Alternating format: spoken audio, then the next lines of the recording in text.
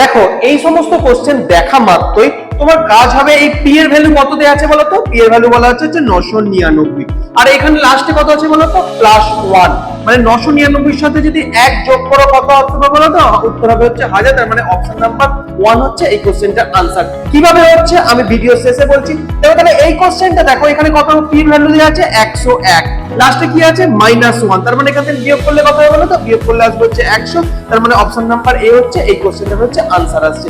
এবার বলি কিভাবে এই শর্ট ট্রিক্সটা আমরা অ্যাপ্লাই করলাম। তো আমাদের একটা ফর্মুলা আছে বীজগণিতে যে a + b এর হোল কিউব মানে হচ্ছে a³ plus 3a² b plus 3ab² plus হচ্ছে b³ আবার a - b তার হোল কিউবের ফর্মুলা হয় a³ minus 3a² b plus 3ab² minus হচ্ছে b³। এখন যদি তুমি এই জিনিসটাকে লক্ষ্য করে দেখো, যদি এই জিনিসটাকে আমি ভাঙতাম, দেখো p এর সাথে p² কে গুণ মানে কি লিখতাম বলতো? p³। আচ্ছা p এর সাথে 3p কে গুণ মানে কি লিখতাম বলতো? 3p²। আচ্ছা তারপরে p এর সাথে 3 কে গুণ তার মানে কত লিখতাম বলতো? 3p। আচ্ছা এখানে +1টা যেমন আছে সেটা হচ্ছে রয়ে যেত। আচ্ছা একটা জিনিস ভালো করে দেখো তো, 1 লেখা যা আর 1 এর কিউব লেখাও তাই। এখানে কিছু নেই মানে হচ্ছে এর সাথে আমি দেখো লিখতেই পারি 1² 1 গুণ করলে ভ্যালুটা একই থাকবে। এখানে কিছু নেই মানে এর সাথে যদি আমি 1 গুণ করে দেখো ফর্মুলাটা উপরের ফর্মুলার সাথে চলে এলো না? এখন এটা সম্বন্ধিত তাহলে আমি বলতে পারি যে এখানে a এর জায়গায় আমি p বসিয়েছি আর b এর জায়গায় আমি কত বসিয়েছি? 1 বসিয়েছি। তাহলে p + 1 তার হচ্ছে হোল কিউব। কিভাবে যদি আমরা দেখো এই দিকটা লক্ষ্য করি, দেখো এটার সাথে এটাকে যদি গুণ করতাম কি আসতো বলো তো? p³।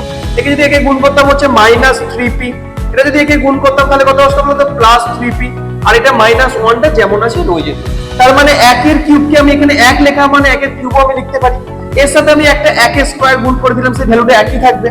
এখানের সাথে আমি একটা 1 গুণ করে দিলাম, দেখো ফর্মুলাটা ঠিক পড়ে গেল। যদি আমি a = p ধরি আর b = 1 ধরি তাহলে আমি লিখতে পারবো p - 1 তার হচ্ছে হোল কিউব।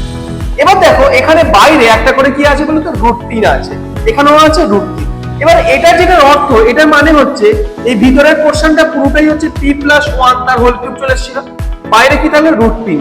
এখানে তার মানে এটা হচ্ছে p + 1 তার কিউব, আর এই √3টাকে আমরা লিখতে পারি 1/3। তার মানে কেটে গেলে কি পড়ে থাকবে বলতো? p + 1 পড়ে থাকবে। সেই ফরম্যাটটাই তোমরা আমি প্রথমে এটা দেখিয়ে দিয়েছিলাম। পরীক্ষার হলে এত কিছু ফর্মুলা এত কিছু করে রাখার দরকার নেই। জাস্ট তোমার কাজ হবে p = কত দেওয়া আছে লাস্টের পোরশনটা দেখে নেবে, তাহলে কিন্তু তুমি উত্তর করে দিতে পারবে।